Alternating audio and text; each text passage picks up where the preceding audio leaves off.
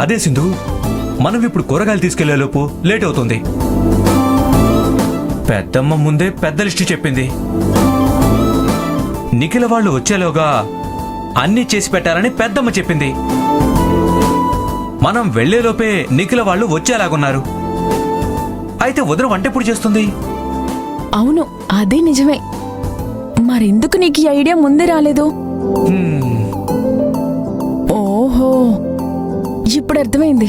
మనల్ని ఇంట్లో నుంచి బయటికి పంపిస్తే వదినకి ఇంట్లో హెల్ప్ చేయడానికి ఎవరు ఉండరని, అప్పుడు వదిన ఒక్కతే కష్టపడాలని అక్క ప్లాన్ అనుకుంటా. ఎంత తెలివిగా మనల్ని పంపించిందో చూడు.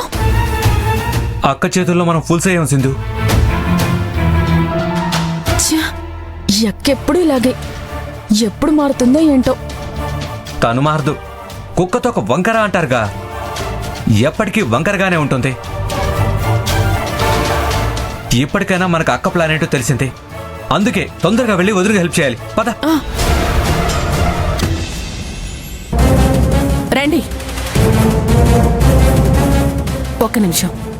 అసలు రూపం అమ్మా నాన్నలు కూడా చూడాలి కదా. అప్పుడు లక్ష్మి ఎలాంటిదో మా నాన్నకు కూడా అర్థమవుతుంది.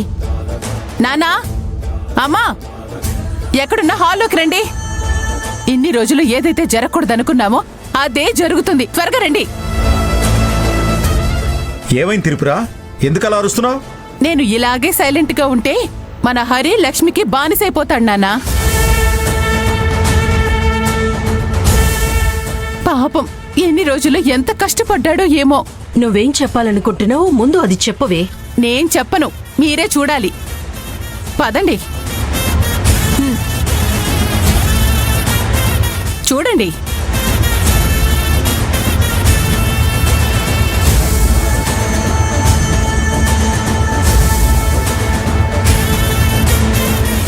చూసారా, ఆ లక్ష్మి ఈ ఇంటి కొడుకుతో పనిచేస్తుంది.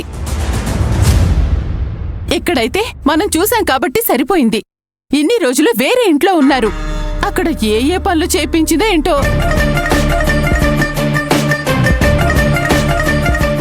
ఇప్పటి వరకు నేను మా అమ్మ హరితో ఒక్క పని కూడా చేయించలేదు. చూడటానికి నాకు చాలా బాధగా ఉంది. పని చేస్తున్న మా హరి ఇంకెంత బాధపడుతున్నాడో ఏమో. ఇందులో ఏముంది త్రిపుర? పాపం లక్ష్మి ఒక్కతే. ఏంటన్నా మీరు ఈ వంట చేయటం నా వల్ల కాదు అని చెప్పాలి. అందరి ముందు పెద్ద బిల్డప్ ఇస్తూ అంతా నేనే చేస్తానని చెప్పింది. అత్తయ్య వాళ్ళ ముందు మార్కులు కొట్టేసింది. పైగా ఇంట్లో ఆడవాళ్లే లేరా? నేను అమ్మ ఇంట్లోనే ఉన్నాం కదా. మాతో వచ్చి చెప్తే మేం లక్ష్మికి హెల్ప్ చేస్తాం కదా.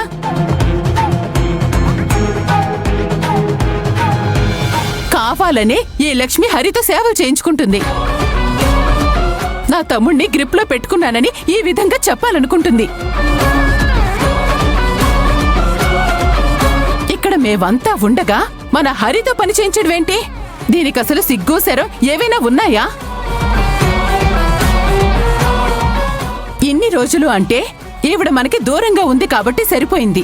ఇప్పుడు ఇంట్లో ఇంత మంది ఉండగా దీనికి హెల్ప్ చేయడానికి హరినే కనబడ్డా? మేమెవ్వరూ కనిపించలేదా?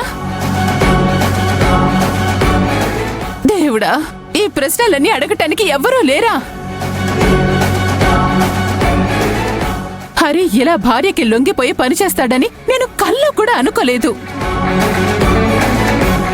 హరి అలా కష్టపడుతుంటే చూడలేకపోతున్నాను.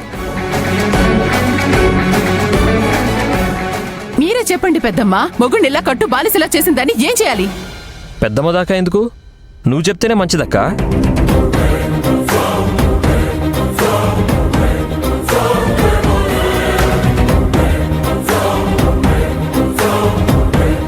నేనే వెళ్ళి నా భార్యకి హెల్ప్ చేస్తున్నాను.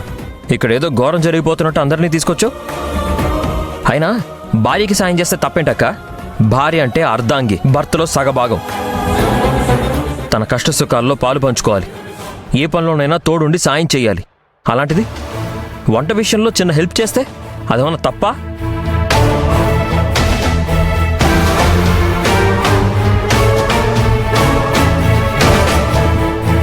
ఇంట్లో ఇంతమంది ఆడవాళ్ళు ఉండగా నా చేతే పని చేస్తుంది అనుకుంటున్నావు అక్క? లక్ష్మికి మీరెవరూ సాయం చేయలేదు కాబట్టి నేను వెళ్ళి హెల్ప్ చేస్తున్నాను. అయినా నేను పని చేస్తున్నానని కంప్లైంట్ ఇచ్చే బదులు నువ్వే వచ్చి లక్ష్మికి సాయం చేయొచ్చు కదా.